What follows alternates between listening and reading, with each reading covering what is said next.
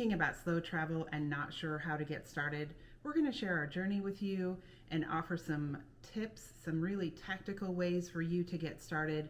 And trust us, you don't have to sell all your possessions or make a big life change to try out slow travel. So, speaking of slow travel, what is it? Slow travel, we stumbled upon it in October of 2020 without realizing it was a thing. We were traveling to Merida, Mexico. We were staying there for about 6 weeks, and we ended up staying 93 days. So the experience gave us what we call the slow travel bug. Yes. Where we like to go to different locations, different places, and travel and see the world. We realized we love creating a home-based location and staying there for extended periods of time. And from that, we never looked back. And for us, we're just doing it part-time. Yeah. Some people are full-time slow Full-time. travelers. We follow them on the YouTube because it's fun to see how other people do this. But We are not those people. for now. For now. That's right. It might change. We'll see how it goes. Now, when we look at slow travel, this could be even your home country. It doesn't have to be overseas or taking a major trip. You can go somewhere else, another state or province, and stay for a period of time, and you would technically be a slow traveler. Yep. Just go somewhere else that is unlike your own region, perhaps, to try it out. We think going to the beach for an extended period of time is a great way to try it out and see what it's like. So one of the first things we want to talk about is whether slow travel is right for you or who is it right for. So what do you think, Kev? Well, one trip might not answer that question for you. Every place is different, and it brings challenges and experience every time you go somewhere else. But are you interested in exploring another destination without moving there full time? You have a flexible work environment, so you can work from anywhere, literally anywhere in the world. Maybe you're retired, a closer retirement, and you're exploring where to go. Or you just love other cultures. You know, you like to go see other people, other places, and not travel necessarily like a tourist. So remember, this doesn't have to be something permanent. You don't have to quit your job and sell all your worldly possessions to start slow traveling. That's right. And as Kevin mentioned, we didn't even know this was a thing. We Yeah. just found out we liked being in a location for a period of time, seeing what it was like to live there versus just visit there. Yeah. And so buying local foods, living in a local neighborhood, for us, that was really the definition of slow travel. So I'm sure there are other definitions out there, but think about if you meet any of those requirements. I think it makes a big difference if you're going to experience it like you live there versus a tourist. Because when you go on a tourist trip, it's fantastic. Everything is planned for you, and you go to certain destinations. But with this, we are actually living as if we live there full time. And it gives us that flexibility to live like a local, and we can also live like a tourist at the same time. So speaking of living like a tourist or a local, the great debate is traveler or tourist in our minds. And so are we travelers or are we tourists? We're both. Absolutely.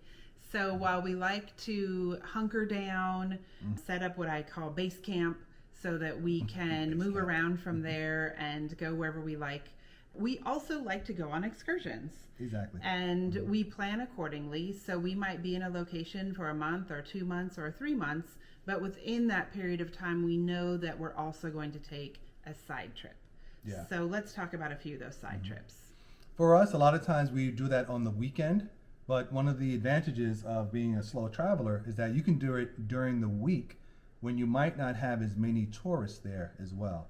So that's why we like to say we're both, and we make the most of it. So when we were in Mexico in 2020, we went to see a lot of historic sites while we were there. There's a thing called a cenote, which is a sinkhole, beautiful, clear water. I think there's thousands of them, tens of thousands of them throughout Mexico. And we were able to take advantage of the time that we were there and go see them. And we would go when tourists were not there, so they were not crowded. There were still people there, but you know, it's a different experience when you're not moving with that entire tourism crowd. That's So right. that was fantastic.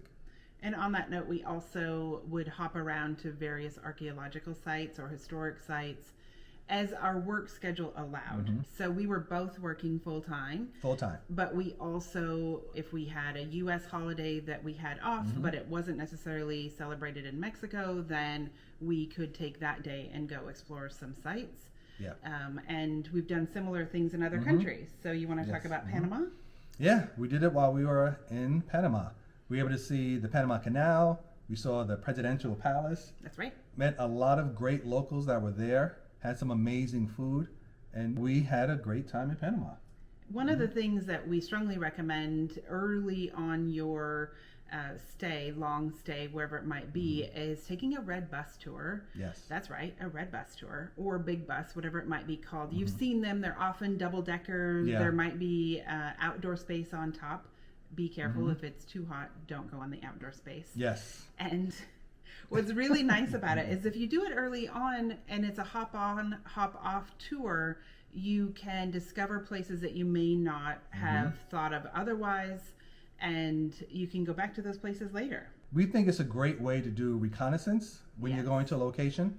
Instead of, when you're in a place for an extended period of time, you can rent a car or you can take some type of ride share and go to each place individually that you've done research on to see if that's where you want to go.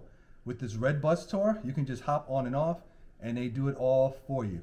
You just have to make sure you get back on the bus. Another thing we like to do is a food tour. Because it gives us the same type of reconnaissance where you can go to each individual restaurant, have a meal, and decide if you like it or not. Or you do a food tour where they bring the food to you, and now you have a wealth of restaurants that you can go back to. And some can be a staple, some may not, but it lets you do it in one quick way to do that quick reconnaissance to decide what's your favorite restaurant. Or what type of food Or what that type you of can food find you at get. other restaurants. Yeah. And we've done this in the U.S. in Yes. major cities, and we've done this in other countries, in cities in other countries. So it really gets you grounded in local cuisines, and there might be 5 different restaurants that serve a certain type of food, but you figure Yes. out which one might be toppy top. So Yes, that's interesting. Yes. When you go have the same dish at different places and you Yeah. see how it's slightly different, yeah, that'll be interesting. Yeah. And then the other thing that we have figured out that we like to do where it makes sense is to take a flight, a regional flight within a country to a place that we may not ever be able to visit another time. So we take full advantage of being in that region. We did this most recently in December in Vietnam, where we took a flight from Da Nang to Hanoi so we could go on a Halong Bay cruise. And we knew we were going to be there for a period of time, so why wouldn't we do this? Why wouldn't you do it? Yeah, one of the things that motivated us to do that is our flight to get to Southeast Asia was 18 hours. So after an 18-hour flight, if you go home, it might be unlikely you're going to go for another quick 18-hour flight to see the same sites. While you're there, leverage as much as you can and take a quick 1-hour flight to another part of the country or out of the country while you're in that part of the world. We try to leverage that and make the most as possible while we are in that part of the world, that region of the And we world. have found, I think this holds true in most regions, that regional flights in countries and nearby countries are often more affordable than they might Yes. be in the U.S. or Canada. It's definitely cheaper than in the U.S. So, Yes. for $30 or less than $100, I would say, Yeah, you can less than get a $100. round trip ticket Yeah. in some countries. And that can be to another city or to another country. So definitely keep that in mind. Don't be afraid to go look at those regional airlines, do your research. You can find out a lot of information. Yes. And one of the benefits, the reason that we can afford to do that oftentimes is because we are doing slow travel. So we're saving on our lodging, we're Yes. saving on our food, and so we have a little bit of cushion in our budget to do things Yes. like a fancy excursion. Yep. One of the benefits of slow travel is when you rent a place for longer than maybe like a week or 10 days, you get monthly rates. So when you stay there for a month, that difference can be significant. Yes. And when we looked at the math of it, it made sense for us to get that place, stay for a month, and with the savings, we could take a trip and go to another part of the world because we did a monthly rental. Pretty amazing. And I've seen it as low as half the price Yeah. than if you were paying a daily rate. So just bear that in mind, that getting those longer term rates can really pay off. Yeah, and it's really easy to find when you're doing your search. Just change it from like 12 days to maybe 30 or more and look at the difference. That's right. It's pretty extraordinary. All right, so next up is where to go, the Yes. $1,000,000 question. $1,000,000 question. We have grappled with this time and again, wondering where in the world should we go? Do we spin the globe Yeah. and just wherever our finger lands, that's where we're going? Or do we throw a dart at a map? So over time, you'll start to do your own research and figure out places that seem interesting. The one tip we would give you is to not follow social media. So Yes, exactly right. if social media has a hold of it, if you're seeing a bunch of reels on Instagram about a specific place, it may not be the right place for you unless you like a lot of crowds and want to be around a lot of people the whole time. If you're seeing it, everyone else is seeing it, and everyone else is going there. So we try to go to places that are just being discovered or have not been discovered, and it's a huge difference.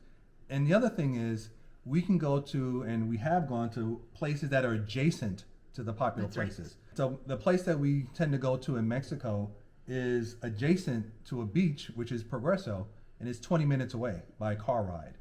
When you're doing your research, be mindful of that, because the more popular it is, the more popular it is around the world, and you'll have more people going there the same time you're going there. And it might be a different experience for you. That being said, we do check social media for the best places to eat. Once we have found Yes. where we're going to go that may not be super popular, there will still be some social media posts out there about great restaurants or great tours or great sites not to miss that may be in the region. So you can still check out social media once you know where you're going, but I wouldn't let that be your driver for your destination. So when you're going somewhere long term, there are several factors you want to consider, one of which is comfort. So I'll speak for myself and Kevin. We typically like to be somewhat comfortable, meaning we're not roughing it, so to speak. We'll save those trips for other times. But if we're going to be somewhere for a month, then we want to have kind of modern amenities without staying at a resort per se. Yeah. And comfort, we think of it as having control over what we do in our day-to-day activities. So if we want to go out to breakfast, it's easy to find some breakfast. If we want to go to the store, grocery store, and buy some provisions for the house, it's really simple to do that. It's not going to be a big effort or big lift to live kind of how we live currently in the U.S. So that's what we consider the comfort part. We want to make sure there's good roads. We can walk if we needed to walk to a place, and it's not going to be a big lift to try to get to some place. Another consideration related to that is language. So with, Google Translate, you can go pretty much anywhere on the planet, even in the most remote areas. And if your phone works, and even if your phone works, that's the big part. You can use Google Translate. And we have found that, in fact, most people in local areas use Google Translate too. So you find yourself going back and forth. They'll speak into a phone and, say it back to you in English and vice versa. Also, we use it at the grocery store in case there's an ingredient or something that we just don't recognize. I think almost every time we go to a grocery store, we're using Google Translate. But also, if you're not comfortable with that yet, find an English-speaking country. We were recently in Malaysia, which is on the other side of the world, but it's English-speaking. So That's right. we found that a soft landing for us as we landed in Southeast Asia, so that we were able to speak English and get around and then find our way from there. One of the things we've noticed is over time, if you're trying to speak to someone who doesn't speak the language, they will pull out their phone, they'll do a translation, and if you're lucky, you can borrow their phone, talk into it, and they'll understand what you're trying to say. That's right. So it's not impossible. So the other thing to think about, and Kevin touched on this a moment ago, is just the lifestyle in general. How is the infrastructure? Can I drink the water? I would say in most countries that it will be a challenge. But water will be available to you. It will be delivered to your door, or there will be a filter system of some kind in the building. So just be mindful that infrastructure is something to take note of as you're looking at where you're going. Are there power outages? Does that happen as well? So, just be mindful of what happens in the region on a regular basis, because people that live there regularly, that's just day to day. So they're not going to think about it as an inconvenience. And so you need to do a little bit more research to see what are those things there, how's the infrastructure, what does that look like on a day-to-day, week-to-week basis. And we would be remiss if we didn't mention Wi-Fi. So Yes, good Wi-Fi is super important. If you're planning to work, which we Yes. typically, one or both of us is working or working on a project or wanting to access the internet for anything. Yeah, we Or both need it. If you are planning to be on video calls, just think about all the ways that you currently use the internet. Wi-Fi will be important, and we have never had a problem with it that I can think of. So, but always check just to make sure when you're going in. And many rentals will say Wi-Fi available. So, another thing to think about is when you're making these decisions is proximity. How far do you want to travel as you're slow traveling? Do you want to go somewhere that's 2 hours away? Do you want to go somewhere that's halfway around the world? And you have options, you have choices. You know, the first trip doesn't have to be 27 hours to get there. No. You can just go somewhere that's kind of close to where you're at, whatever your home country is, and see what it's like. You know, stay there for a period of time and, you know, see if it requires a visa or not. But just start there first, and it'll give you an idea of what it's like for slow travel. And probably last but not least, certainly, is safety and security, which we think about all the time, and you should too. Anyone who's traveling, whether even in your own country or in other countries, be mindful of your surroundings and don't watch the news. That's our insider tip for this one. We find the news is not necessarily accurate. That's not how they make money, by saying things accurately. So that being said, there's a site, it's the World Peace Index. It gives you a rating and gives you up-to-date information. I'll look around and see if we can find some other resources. But also, if you're following some YouTubers, if you go out to YouTube, we're going to talk about research in a minute, but they will quickly say whether or not a place is safe, whether it's secure, whether it's safe for solo travelers, whether it's safe for females traveling alone.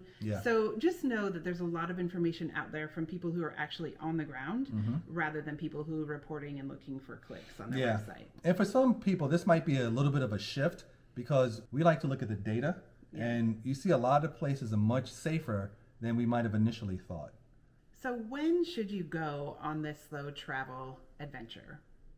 A lot of this will be dependent on your own schedule. Maybe you have children, maybe your work has a specific schedule that wouldn't allow you to travel certain times or does allow you to travel other times. So with that being said, there are a couple other key considerations we want to mention about when to go. Yeah, I think one thing that's super important is weather. You want to look to see, is it summertime where you're going? Is it winter where you're going? What does the winter look like? Is it that means it's the rainy season? And so weather is a huge consideration to take into account when you're making these trips. In addition to that, seasonal weather, also think about natural disasters, which we're used to them in the U.S., meaning we're aware of when hurricane season is, when the storms might be coming, when the tornadoes are coming, but you might not be as aware of what that looks like in other regions of the world, when a typhoon season might be. So just take a look. It'll be easy for you to find. Also, again, this is probably obvious, but I don't want to assume anything is obvious, that the seasons are opposite south of the equator. So we were looking at Argentina this year, and then I was like, oh, wait, it's winter during our summer, so let's not go there. Let's not go. During their winter. Just keep that in mind, that you always want to be paying attention to not just the temperature, but also the seasons and also the potential disasters that could come. Yeah. That also brings to mind holidays. Do you want to have an idea what type of holidays they're celebrating while you go to that region? Because there's a tendency for locals to come back home, as well as additional tourists to go there for that holiday. And so if you like large crowds, that can be something to consider. If you don't like large crowds, that's also something to consider. So be mindful of what holidays are being celebrated around the world. We had an experience in Southeast Asia with that around, was it Tet? That's right. Yeah. Their New Year. We were just about to leave, actually, and New Year was coming up. And our dentist shared with us that they would be closed for almost 10 days. Yeah, solid. Closed. Like just not open. Not open. Which we're not used to from a holiday perspective. Here in the U.S., I think most holidays, businesses may close for a day or two at the most. Yeah, Christmas, Thanksgiving, So New Year's. just, you just want to plan for that accordingly. So just think about it. If we had landed in Vietnam in the middle of Tet, we would have had limited services potentially. We would have wondered, like, why are these businesses closed? So it is something to just keep in mind, that not every country is on the same schedule that you might be. So just bear that in mind when you're thinking about when to go. So what about research? How do you find out the information that you need for travel? There's so much information that's out there.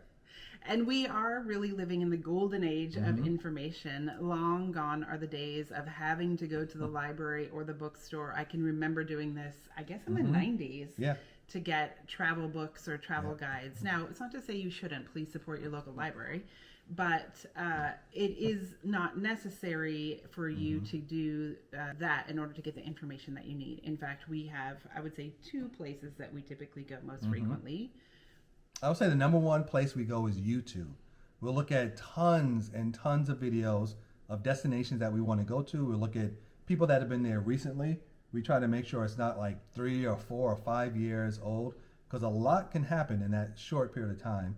And then we'll compare videos of the same region, because some people will have amazing videos of something, and then we look at that same region, same time of year, and it's a very different experience. So we try to go with the average of multiple videos of an area that we're considering, and the time of year as well. That's actually a really good point that I hadn't thought of, that you definitely want to check out how recent that video is, because I've come across some older ones, and the world is changing quickly. Destinations are changing quickly. Even when we've been somewhere for more than a month, that whole place changed within a month's time. So, just be mindful that you're checking recent videos. And one way that we like to do it, or I personally like to do it, is I just will turn on YouTube in the morning while I'm drinking my coffee. So it doesn't really interrupt my day. It's like I'm traveling around the world while I'm having my cup of coffee in the morning. Yeah, that's exactly right. We can give the example of Progreso. So there's a beach in Mexico that we go to called Progreso. Amazing beach. I mean, it's beautiful coastlines, has one of the longest docks in the world. I think it's like Pier. The longest, like 4 miles, something like 4 that. miles, yep. So we went there, had a great time. It was amazing walking around. Went there about 2 years later. Everything was changed. The beach was still there, but the area we were walking in was now covered. And I mean, it was an area for cars. That's what it was. An area specifically for cars, completely paved over. So now you have more walkable space, which is amazing. But if we weren't there those 2 years earlier, we would have had no idea how much it changed in that short period of time. So the other thing that you might want to think about is checking out Facebook. And I know it sounds like your grandparents' platform, but I promise there's good information there. So we use Facebook groups for this purpose, and we started using them in 2020. When we were looking at going to Mexico for 6 weeks, because that was going to be our first long journey. And getting into an expat group for Merida, which is where we were going, allowed me to learn so much about where people are buying groceries, what the local restaurants were like. At that time, it was during the pandemic. So what's open, what isn't open, how do I order food, that type of thing. And that wasn't available just on the internet. So since then, wherever we're going, whatever the name of the town is, so for example, we were recently in Kuala Lumpur, so I put in to Facebook Kuala Lumpur expat, and 4 or 5 different groups would pop up, and I look for which ones have the most members and which ones have recent posts, and potentially a lot of recent posts, and then I join a few of them. You might have to answer a few questions to, basically say you're not selling things. But then you're in and you can just sit back and watch. You don't have to post. You can just sit back and learn. But even when we were on the ground in Merida, we did ask a few questions. When we had a question about like allergies, and someone had answers, or I was looking for a dentist. People provided answers. So it's a really great way to get connected and do research in a local area once you know that's where you're going. I think it's important to remember that Facebook is great and it's used differently throughout the world. That's right. And so it's used very differently in different places. And we find it to be a great resource when we're outside of our home country of the U.S., where we will find where the local stores are, where the pharmacies, how do you get around, where are popular places for food, like who's someone that can give us a tour or show us around. So yeah, it's used very differently, and it's a quick way to plug into the local community like that. Like you can stay with locals and get to know some amazing people. If you're a little bit shy, you want to stay with people from wherever you're from, you can find that group in Facebook. So it's a great resource to find whatever you want when you're outside of your home country. That reminded me of two fun Facebook stories from when we were just in Vietnam. I scheduled our dentist appointment on Facebook. On Facebook. So I just went to the business's page and said, hey, do you have an appointment for my husband and I to get our teeth cleaned? And they said, we sure do. How about tomorrow at 2 p.m.? Yeah. The nice thing about this is that even if you don't speak the same language, it's easier to do over written text. So we scheduled that. I scheduled my hair appointment in Vietnam. Yeah, me too. So what a great tool for these local businesses to have a presence and to be able to communicate quickly. Obviously WhatsApp, and we'll get into that in a future video, but there are other ways to do that as well. But Facebook is a good resource for that. Yeah, I think it gives a business the ability to copy and paste into some type of translation app and quickly come back with a response for you. Yeah, it's great. So let us know if you have any other research tips that we may not have thought of. Yeah. For slow travel or for just, looking at places around the world that people might want to travel to. Yeah, we love tips and tricks to make life easier. So on to logistics. You've decided where you want to go. You've done some research. You have a pretty good plan in place.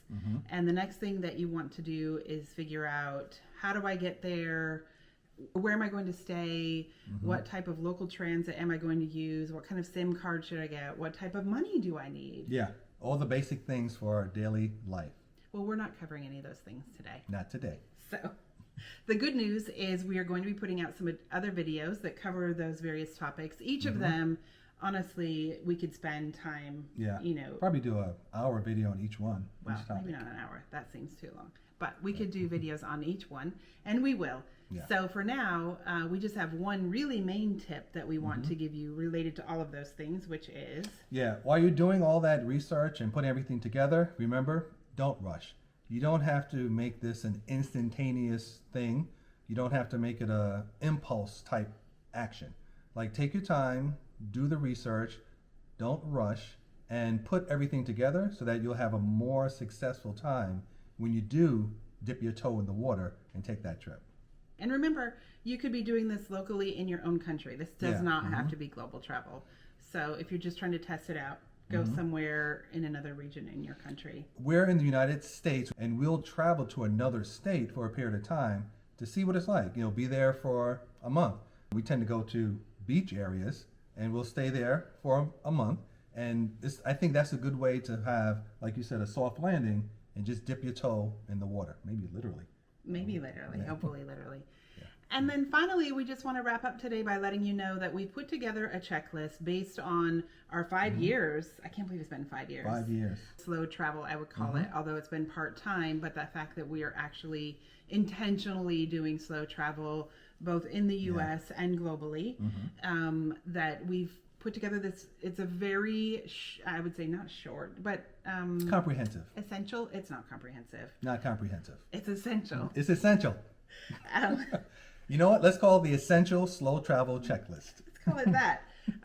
That we will link down below. It's free. Yes. But we're actually in the throes of planning a trip right now for a few months. Yeah, another trip. And so we're using this very same checklist, and we thought you could benefit from it as well. So we've linked it below, free to you. Please download it, use it as you wish, and hopefully you find it helpful. It's a good overall guide, so you can make sure nothing slips through the cracks, and you'll be ready to hit the ground running when you get to your destination. All right, thanks for joining us. Thank you.